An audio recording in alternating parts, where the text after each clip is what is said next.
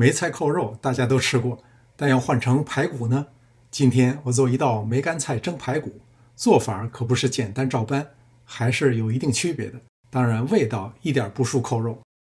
这是在 Trader Joe's 买的猪小排，如果是蒸排骨，最好选用比较嫩的排骨，用餐巾纸蘸干表面的水分，然后一条一条的切开。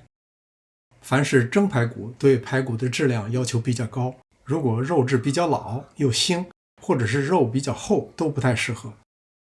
如果用的是绍兴金华产的梅干菜，用冷水泡20-30分钟就可以。如果用的是老梅干菜，就得用温水泡40到60分钟。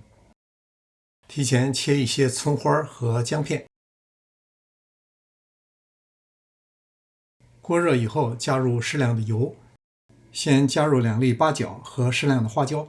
花椒在这道菜里的主要作用就是去除排骨的腥气。炒出香味以后，加入姜片和葱花，放入已经控干水分的梅干菜，这样干炒一会儿就能把梅干菜的香味彻底激发出来。梅干菜的不同种类和前期泡水时间的长短都会影响它的咸度，所以接下来佐料放多少要酌情处理。倒入1.5汤匙酱油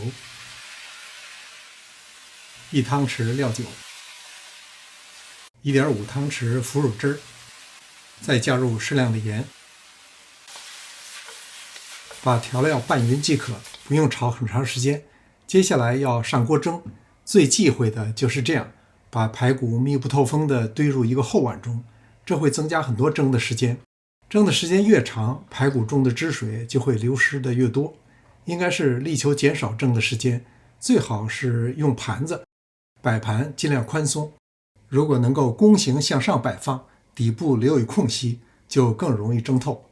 蒸排骨的时间从12分钟到1小时，众说纷纭，都有道理，差别就在于排骨的大小、火力、炊具和个人口感喜好。我是开水下锅蒸了40分钟，软嫩多汁的程度对我来说正好。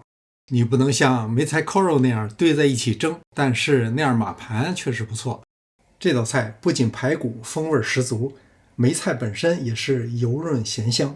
感谢您的观看，临走前别忘了点赞订阅。这里是上师厨房，我们下次再见。